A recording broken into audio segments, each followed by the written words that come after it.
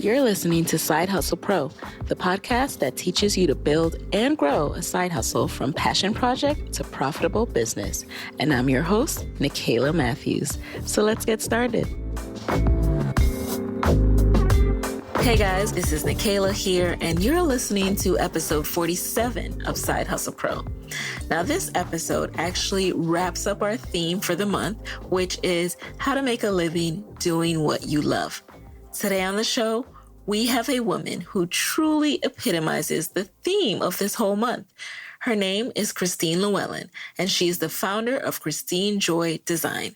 Christine Joy Design is a Brooklyn-based surface pattern design studio specializing in the home goods, apparel, and consumer product markets.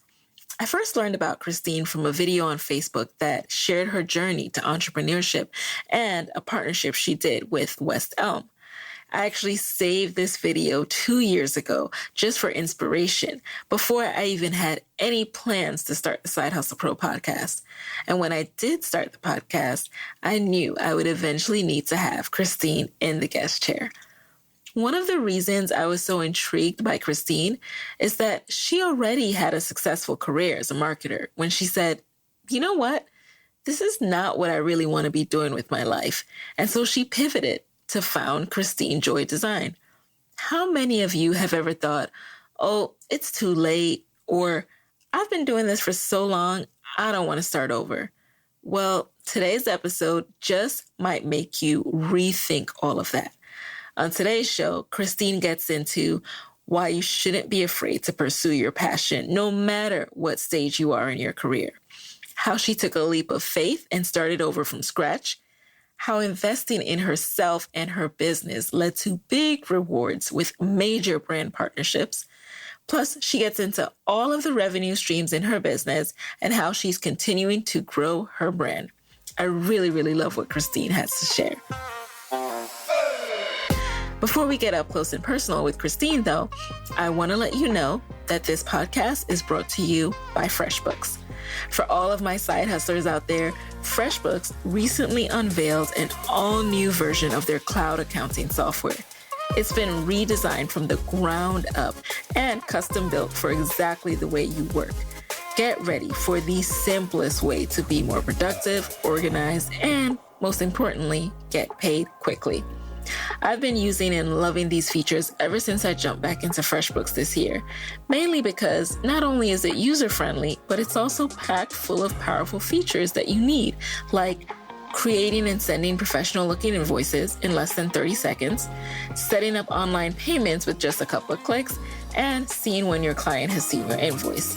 So if you want to create and send branded invoices in no time like me, FreshBooks has a special offer for my Side Hustle Pro listeners. You can get a free, unrestricted 30-day trial of FreshBooks. Just head over to freshbooks.com/sidehustlepro and enter Side Hustle Pro in the How Did You Hear About Us section. Alrighty, now let's get into it. Welcome to the show, Christine. We're so happy to have you here. Thanks for having me, Nicaila. Yeah. So as you know, I mentioned to you briefly, we all this month are talking to women who are making a living doing what they love. And I wanted to know how you, one, got the courage to leap out there and what your path was to doing that. So I had to have you in the guest chair. Oh, thank you. So tell us a little bit about your background. Sure. So I have a background. So I totally switched careers. I have a background in business. So I had, right after school, done consulting in financial services. But even actually going before that, like I've always loved art and design and just being creative, but never really thought that that was a possibility for me in terms of a professional career. So I ended up doing consulting right after college just because it's marketable, like it'll make me money. And I was always taught, my parents are pretty traditional Caribbean parents and, they teach you to do something that'll allow you to make money. So, in the financial world or, law, being a doctor.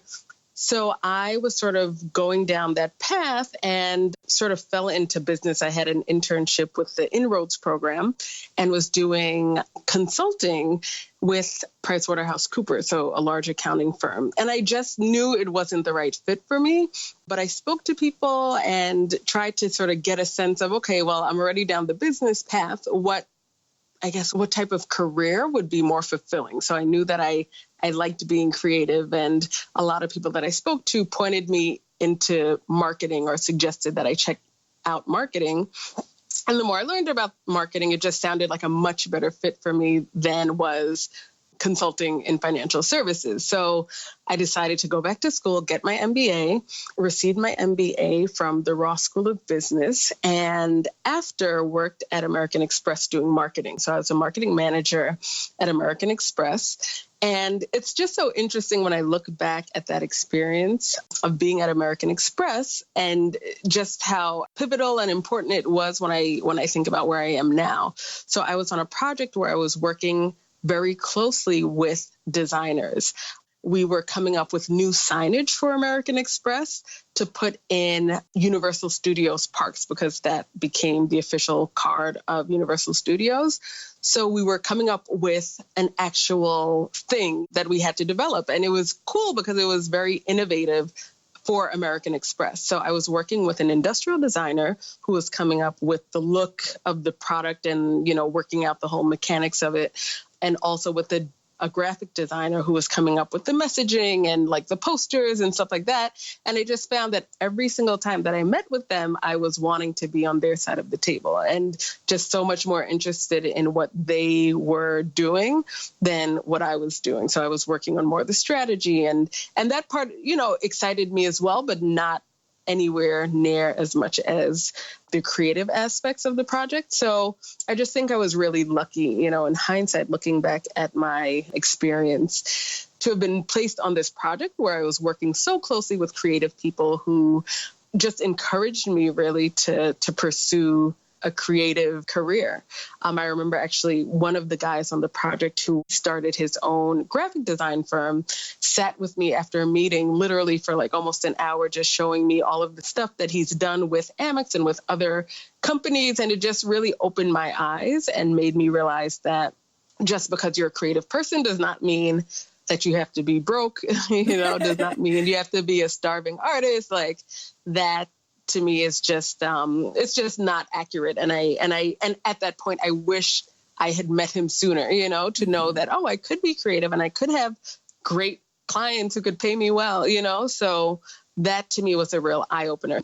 Actually, another big thing that I did was I took continuing education courses while I was at Amex, and I just loved them. Like literally, really just got all into them and couldn't wait to go home and do my homework. And what was fascinating, I guess, for me was that other people who were in this continuing education course thought they were going to love it because they, also like me, were in non-creative fields, I guess, and were thinking they would love it, but they actually hated it. So it was just very interesting for me that I thought I was going to love it and actually loved it. Whereas these people were like, I actually hate it. It's so tedious. And so for me, it was just eye opening and just made me realize that, wow, I think I'm in the wrong career. I think I really want to do this creative thing. So let me do it. Yeah. So I ended up leaving Amex, and deciding to go back to school yet again and get my,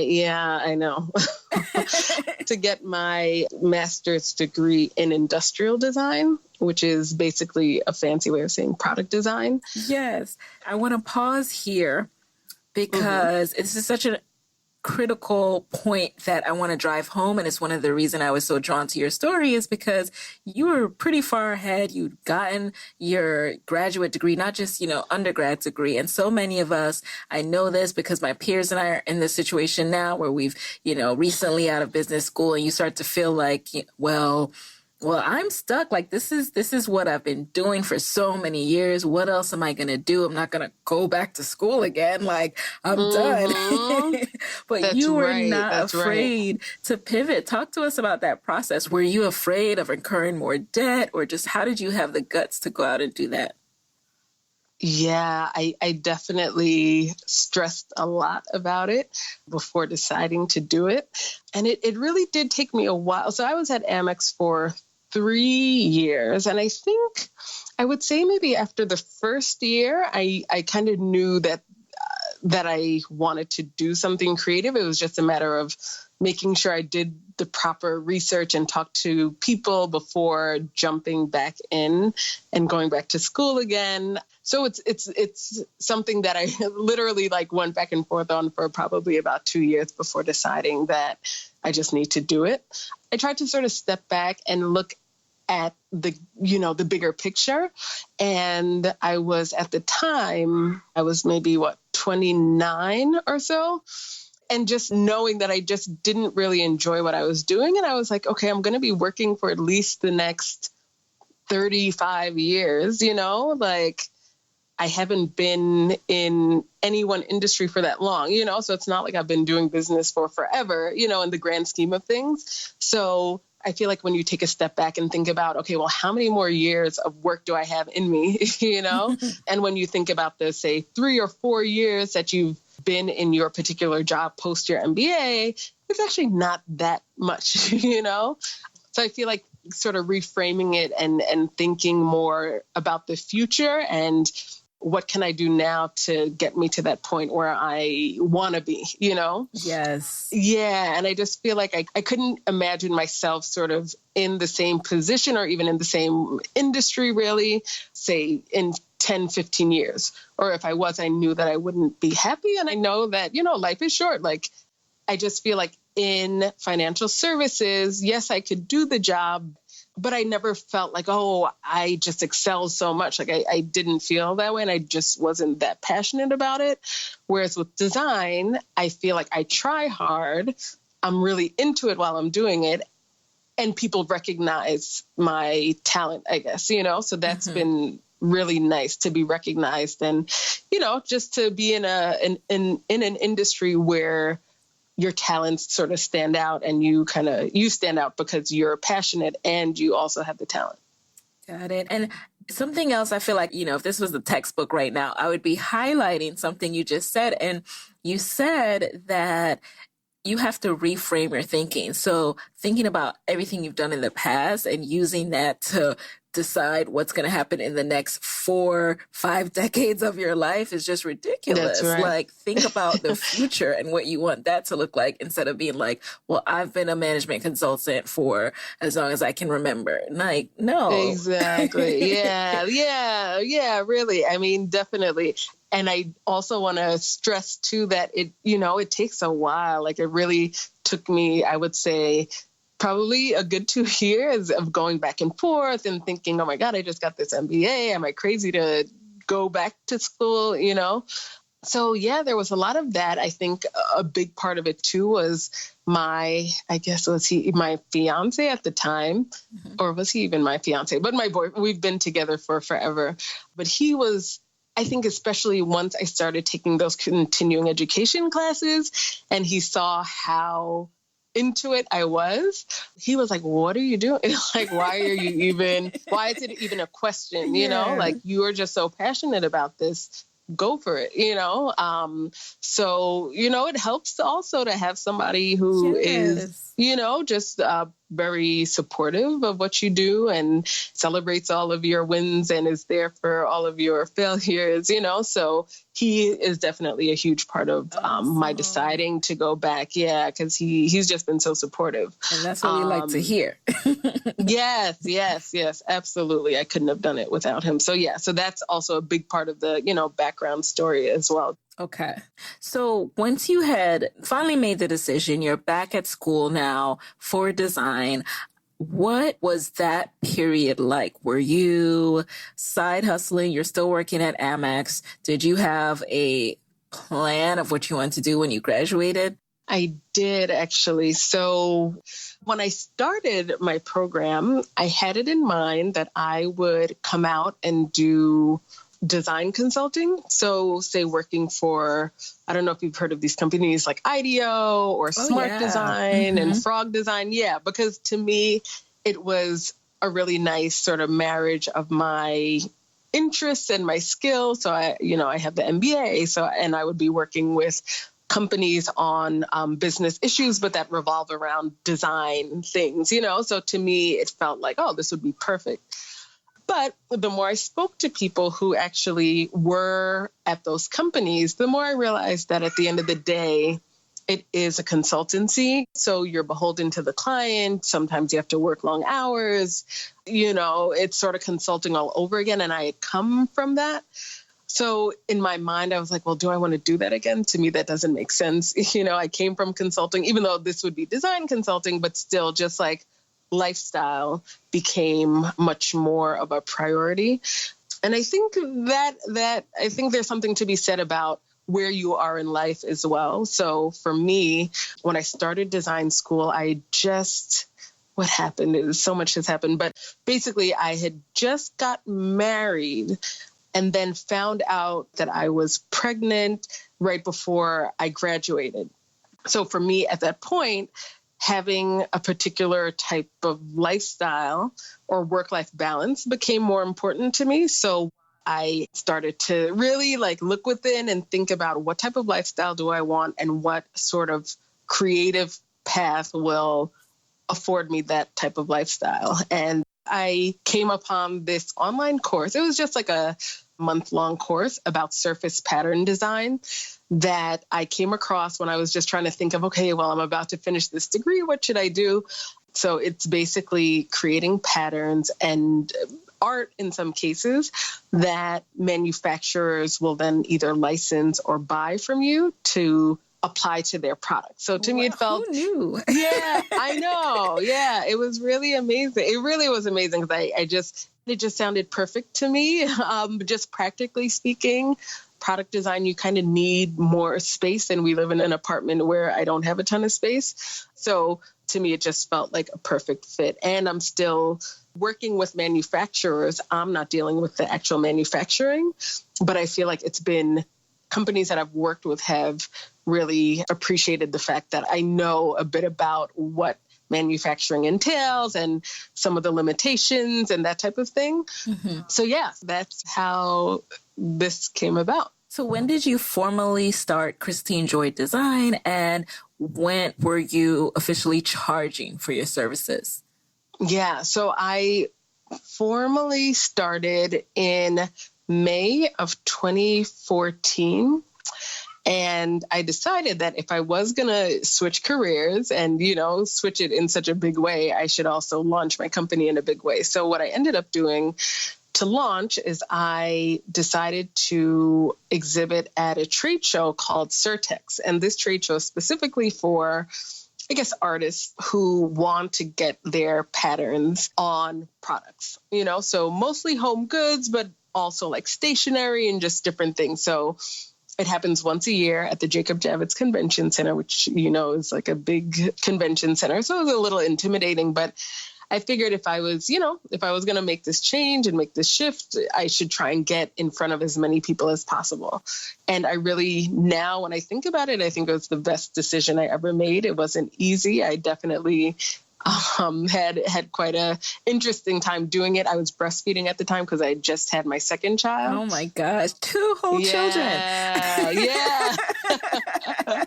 Yes, 2 whole children. So I was breastfeeding and I knew I would be away from him. So I had to sneak away from my booth to pump. And, it was just quite an interesting experience. But when I look back on it, I don't regret a thing. And I'm so happy I did it because that really is what got me in front of a lot of the companies that have really given me a ton of exposure, like Minted and West Elm. And through that, I got Crate and Barrel, so I just feel like it was just a really good decision to decide to go big, even though it was very scary, also very expensive because a booth is not cheap. But I think it was definitely worth it. I love that you mentioned the cost of it? Because that's what I've been thinking this whole time. Like, okay, this is expensive. You've gone back to school, you've had two children and gotten married. So at what point after that conference were you like, okay, in business, signing contracts, making partnerships? How long did it take to get revenue streams up and running? It took, that's right. And that's the thing with licensing. So I either license or I sell my patterns, and I started out just licensing. And one thing with licensing is, yes, you can make money doing it, but what people tell you who do it is that it takes a while to build up your name and to build up your clients where you're getting money to sort of live off of, you know? So I will say, no, it's taken quite a bit. And after I did that trade show, it probably took a full year before, or not a full year to get contracts, no, but it did take a full year before the whole minted West Elm thing happened. And to me, that was like a pretty critical point in my career. Okay, so we have to get into the details here because not everyone knows. So tell us about the competition. Tell us how, first of all, what you've done with Minted and West Elm, and then how those came to really be. Yeah, absolutely. So Minted, in case you don't know, Minted is it's basically an online retailer. They recently launched a brick and mortar store in San Francisco, which is where they're based, but they're an online retailer. They started out selling stationery. And basically the way they decide what they sell is basically crowdsourcing. So they ask their customers to vote on designs to sell. So they have a community of artists from around the world, basically, who, submit designs that Minted could end up selling. And the way they decide is that their customer votes. So everything that's sold on Minted has been voted on by the customer. Minted, after launching stationery, I believe they moved into art prints as well. So you could get fine art on there.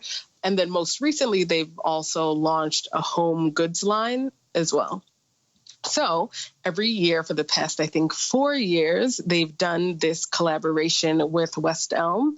And the reason why this makes sense is because, well, as we all know, West Elm does sell framed art, but West Elm and Minted both sort of celebrate the local maker and the creative entrepreneur, and they're really good about promoting the artists that they work with. So every year, Minted and West Elm get together and they have a competition for artwork. And basically, the people who rank highly in this competition will have their artwork sold on Minted's website and in West Elm stores and on West Elm's website. So when I had done the trade show, somebody from Minted stopped by my booth and said, "Oh, we love your aesthetic. We think this would really resonate with our customers. You should really enter one of our competitions." And, I kind of took their card and didn't do much with it at the time, but, started following them and seeing like, oh, wow, they do have this competition with West Elm. So the funny and sort of crazy thing is that I had never really worked with watercolor very much, but I always knew that I loved the look of it. So when this competition came around, I decided to just sort of experiment with watercolor. And I remember maybe a few weeks before the deadline going to the nearby art store and just buying the best watercolor out there and, the nicest paper and deciding to just come up with some stuff and submit it. And I submitted 13 pieces. They ended up choosing 8 of my pieces, which is pretty crazy considering, it's like pretty insane. I couldn't believe that they had chosen so many. And so basically they chose 8 of my pieces. And I believe, if I'm not mistaken, I think that was the largest number selected by any one designer. So that was pretty exciting. And so West Elm started selling my artwork. I think because of the number that they selected from me, they reached out to me and asked if I was able to do a promotional video with them. And of course I said yes. And so they also did this video to promote me and my art, and also obviously minted. And it's just been, like I was saying earlier, it's just been such a wonderful opportunity that's opened up a lot of doors, because I feel like when I reach out to other companies, it's sort of like you have to build on any win that you get. Like you just have to build on that and leverage that. So absolutely. And that video is how I was introduced to you.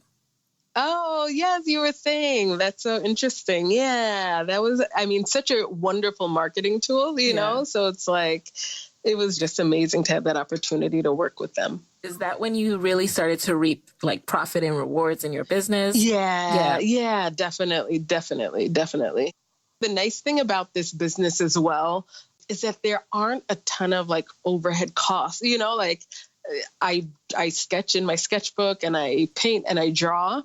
I scan in my designs and I recolor, and, there's a lot of stuff that happens on the computer, but it's nice that you don't have to spend a ton of money. So it's easy to start really making some money from it. That's so interesting. So the actual manufacturing, that's all on like West Elm to do. Is that what happens? Exactly. Okay. And at this point, it's still licensing, or you're getting a commission off of each sale? Yeah, I'm getting a commission off of each sale, and it is licensing. Mm-hmm. So that's the one nice thing about licensing, is that you do maintain the copyright to your work. So they're almost in essence like borrowing it, or renting it from you, and you make a royalty. So every quarter you'll get paid a royalty check. Got it. So it's, So that's how licensing works. So now I want to shift a little bit into talk about how to sustain your business. Now you're doing what you love, and you obviously want to continue doing that. And everyone listening wants to start and sustain it. So first of all, what are the current revenue streams in your business? And then what are your plans to grow? Sure. So current revenue streams, one is licensing, like we were just talking about. So that's where the company produces and manufactures, and I get a cut. So I get a royalty check every quarter. Also, after having, such success with the home goods portion, like with West Elm and Crate and Barrel, and being able to get into those stores, and realizing that the work that I create, so I do create like art, just fine art. But I feel like my real passion and true love is creating patterns that would go on sort of any surface. That is what I sort of want to focus on with my business. So it's great to have the art prints out there and making me money, every quarter. But I want to start getting into selling, and I have gotten into selling my prints for the apparel market. And this works a little bit differently, because with an apparel company, they want to buy the print outright. So they're not paying you any sort of royalty. They're basically paying you one flat fee, and then they own that piece of art, and it's theirs to produce however they want and do whatever they want with.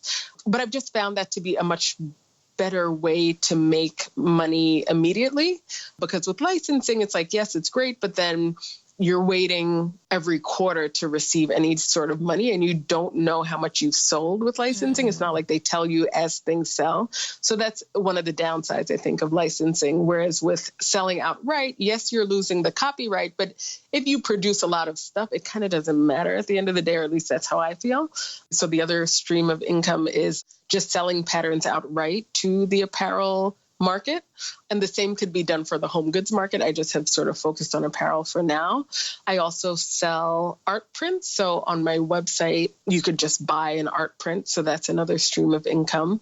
And those are the main three streams. I would love to get into maybe teaching and doing workshops. Is something that I'm really passionate about, and I want to start doing that more. But yeah, that would be another stream that I hope will, grow as my business grows as well. I can see it. I can totally see, especially after this episode, people wanting to know more about this, because it's such a niche kind of industry. I mean, those who are familiar with design might know about it, but people who have graphic and visual interests might not. And yeah, definitely. It would be so cool to expand the knowledge base there. So speaking of which, how are you continuing to grow your brand and brand awareness? I, as expensive as they can be, I do think that being present and being visible at these trade shows is really important. I just think it's a good investment for your business. So that, I think, has been my biggest strategy in trying to grow the business, just making sure I'm getting in front of the right people or the people who are looking for patterns. So that, they walk these shows to connect with artists. A lot of times, at least from what I've heard, is some companies want to go to these shows specifically to find artists that they have not ever worked with, just because they want a new, fresh look or take on whatever trend or whatever. So I just feel like by not being there, you lose out. So I have been, making it a point to attend as many trade shows as I can, just so that I'm getting in front of the right people. I try and post fairly frequently on my social media, on Instagram, just to give people a glimpse of just my life or, things that I'm inspired by, work that I'm creating. And I think that just helps being present on social media. And it's also a nice way to just connect with other artists who are doing similar things as well. I've actually met in person people who, have followed me on social media, or I have followed them, and realized that we both live in Brooklyn and, not that far from each other. So social media has definitely helped me to grow my network. Mm-hmm. I have a trade show question. How do you find out about these trade shows? Is there a website that we should go to learn more? I'm trying to think about how, the very first one that I did when I took that course, and now I remember the name of it. It's called The Art and Business of Surface Pattern Design. When I took that course, they gave you literally a list of all the trade shows that would be of interest to somebody who's trying to get into that industry. That was sort of an easy way because that list was just given to me. But I feel like just going online and searching, surface pattern trade show or print studio trade show or fashion, I feel like, digging a little online would probably bring it up. But I don't know of any place online that you could go that would list them all for you like that. But I'm sure there is. I haven't seen it. But it's just as you speak to people, or especially I think that's where social media is very useful. It's if I'm following people who are also in this industry, it's oh, these people have all done this show. I should also look into that show. So I feel like a lot of what I've learned or a lot of the things that sort of are on my radar are things that I've gathered from following people online and on Instagram and seeing what they're posting about or what trade shows they're doing, so you just sort of learn as you go. Right. But interestingly, for this whole surface pattern thing, there aren't that many trade shows for it, as far as I know. So there's Surtex, the one that happens once a year in May. There's the one that I just did called Premier Vision, and that happens 3 times a year in January, April, and July. And that's specifically to sell to the apparel market for the most part. And then there is one called Print Source that happens, I think, maybe twice a year. I'm not exactly sure. But yeah, so there are a few, but they're not that many. I think I just named 3, and I think those are the biggest ones. So I just feel like talking to people is probably the best way, or just searching online or on social media. You kind of get a lot of information that way as well. Got it. And I'm glad you mentioned that, because I just wanted to make sure that there wasn't some big industry resource that people should know about if they're interested in this. Yeah, but I do the same thing. I'm on Instagram. I've written down conferences oh, wait, what's that? I'm going to that next year. Exactly. That's right. So I do the same thing. All right. So before we get into the lightning round, I just have one more question about sustaining a profitable business. I would love to know what's been the biggest challenge or most surprising part of starting Christine Joy Design. The most challenging part, I would say staying motivated, really. As much as I love it, there are points when when things just aren't happening as fast as you would like them to, or you're just having a period where it just feels like things are going so slowly, or I don't have appointments to meet with companies to sell patterns. So it just feels oh man, you really have to put in so much time and effort to make any sort of money, just because it's, you're the only one you can rely on. So it's a one-woman show. And I feel like sometimes you just don't feel like sending that email, or you don't feel like meeting that person for call, or just whatever it is. I just feel like it can be overwhelming just because everything that needs to be done with the business is on you, and there's really no one to delegate to, although that will be changing, I hope, or I plan to eventually get an intern or some sort of help where I could delegate and not have to do everything on my own. But yeah, just how nothing gets done unless you do it. So there are just times when you don't feel like it, but it's sort of like, well, then it's not going to get done and you'll be even more overwhelmed tomorrow. So yeah. Right. Yes. Get that intern. Get that intern. Yes, I'm sure. Absolutely. Hit up Pratt Institute. I mean, I'm sure. Oh, absolutely. And and they're right in my backyard. Yes, I'll be doing that. Okay. Alrighty. So now it's time to transition into the lightning round. So you know the deal. You answer the first thing that comes to mind. You ready? Yes, I am. Alrighty. Number 1. What's a resource that has helped you in your business that you can share with the Side Hustle Pro audience?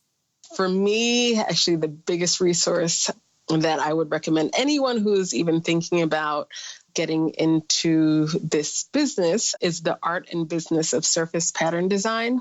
And I believe they may have changed the name to Make It in Design, but it's basically a website that is geared towards surface pattern designers. But what is most useful, at least was for me, is that they have these courses that are I think they have 3 different modules that cover 3 different aspects of this industry.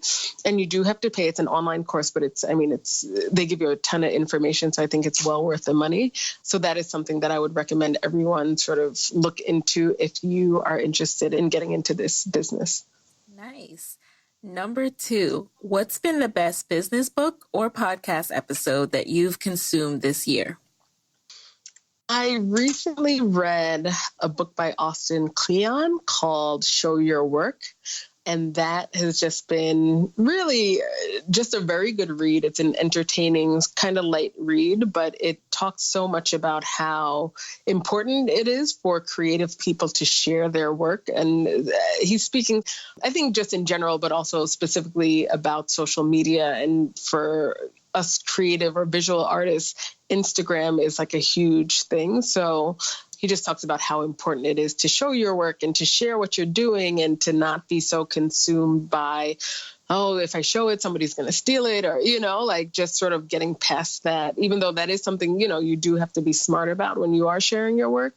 But just knowing that so much good can come from you being out there and putting your art out there, and you just never know who's looking, especially in this day and age where so many people are on social media and you could kind of do whatever you want and put whatever you want out into the world. So it was just a very encouraging book, because I do find that for me, I go through these periods where I just don't feel like sharing, or I feel like what I've created is not good enough to share, or, so I feel like I always go back to his book and think about how important it is, even though I might feel like it's not a masterpiece or that it's not good enough to be out there. But I just feel like we really should share as much as we can. That sounds like a good one. Alrighty. Number 3, what drives you and why? What drives me? What drives me, I would say, is exploration and just being able to sort of be creative and to have the freedom to be creative. And I think that especially now as a mom, I find that I value that so much more now, just because, I don't know, I want so badly for my kids to not go through what I went through. Not that it was anything traumatic, but just the whole thought that you cannot make a living being creative or making art. I just want them to know that that is a possibility for them. And I do see in both of them a lot of creativity and exploration, as I'm sure is true for all kids. But I do feel like they definitely enjoy art projects more than the average kid. And I want them to see that in me, to see that mommy's not afraid to play with paint or to experiment with a different kind of marker or to use this type of, I just want them to grow up seeing that, mommy made a living being an artist. And that's something that I wish I had seen growing up, because I would not have been so fearful of pursuing this line of work. Exactly. Number 4, what's a personal habit that has helped you significantly in your business? interestingly, this is really funny because I just discovered how it's helping me literally last week. So I had a trade show last week. I don't know where this comes from, but I remember the most mundane, very like insignificant things that people tell me, and I don't forget a face. And this was my second time doing this particular trade show called Premier Vision, the one that's for apparel companies. And it was just so interesting to see how delighted and amazed people were, like companies were, when I remembered some like random thing that they told me at the last show. It was just interesting. And I feel like they just seem so happy, to think that like, oh my God, you remember that like whatever random thing it was. And I could see that helping me in my business, though I haven't reaped those rewards just yet. But I just feel like it's probably a very nice thing to be able to remember random facts about people's life, because, you just are able to create more of a personal connection with them. And I think with this kind of industry where there's so many people doing the same type of thing, I feel like any way that you could kind of stand out is a good thing. So I feel like that might be my way to stand out in the sea of artists. But Absolutely. Yeah, so that was something that I just discovered that was making people very happy. So that was cool. Alrighty. Finally, number 5, just to close, I would love to know your parting advice for fellow women entrepreneurs who they want to do what they love and make a living, but are worried about losing a steady paycheck. Yeah, I would just say to do as much research as possible. I think one thing that we sort of covered earlier was just sort of taking a step back and thinking about what you want to be doing, or what you don't want to be doing for the next 35 years or however long, and thinking about the steps that you could take right now to sort of get yourself out of the position that you're in. I think it's always possible to do that. I think how fast you can do it might be the difference between different people. So I just feel like you should talk to as many people as possible and really take a good hard look at, say, your finances and see, could I really make this work? If I were to quit my job tomorrow, could I support myself? And I think that's where talking to people really is important, because you don't want to ever quit your job under the impression that like, oh, now I could start selling patterns and I'm going to be making all this money, because that's not how it happens. It does happen very slowly. You wouldn't know that unless you spoke to people. And I think you want to get as in-depth an understanding as possible of what this will entail, how much money you can expect to make, how soon you can expect to make the kind of money you want to make, and just see if it's something that's realistic. And I think that if you come to the realization that it's not realistic, then you don't have to leave your job. You could do it on the side, because actually a lot of people that I've met have day jobs, and they're doing something else, but their hope and dream is that one day they'll be making enough money doing whatever sort of creative endeavor that they will be able to leave their day job that is not very creative. So I just feel like it's always attainable. It's just a matter of how fast can you do it? And maybe you can't do it as fast as you would have liked, but just know that it can be done because people are doing it. If you're looking to go back to school, talk to people who did do that and see, do they think it was worth it? I think my Pratt degree was great and it opened up a lot of doors for me. But do I feel like it was absolutely necessary? No, not at all. Like I didn't have to do that. Mm-hmm. Try and figure out what exactly you want to do and what you need to get there. You may not need to go back to school. I would say the key takeaway, just making sure you know what you're getting into. Okay. Yeah, really, really solid advice and a great note to end on. So before we leave, what's the best way that we can connect with you after this episode? I would suggest connecting with me through Instagram. That's where I post most frequently. My handle is Chris Joy Design. So that's ChrisJoyDesign. And yeah, that's where you guys could find me. And from there, you could link to my website. And I also have a Facebook page that's not as current as my Instagram. So I would say Instagram is probably the best way. And we love that around these parts. So we are big fans of Instagram here. So thank you so much, Christine, for joining us in the guest chair. It's been really enlightening and I really appreciate it. I really enjoyed talking to you. Thanks for having me. Of course. And there you have it, guys. Hey guys, thanks for listening to Side Hustle Pro. If you want to hear more from me, head on over to sidehustlepro.co/Side Hustle Corner to get my weekly Side Hustle Diaries chronicles about my own journey from passion project to profitable business. And if you want to find me online, I'm at Side Hustle Pro on Instagram, Twitter, and Facebook. Don't forget to join the Side Hustle Pro Facebook community. Go to sidehustlepro.co/mastermind. And as always, if you love the show, do me a favor and subscribe, rate, and review on iTunes. Thanks, guys. Talk to you next week.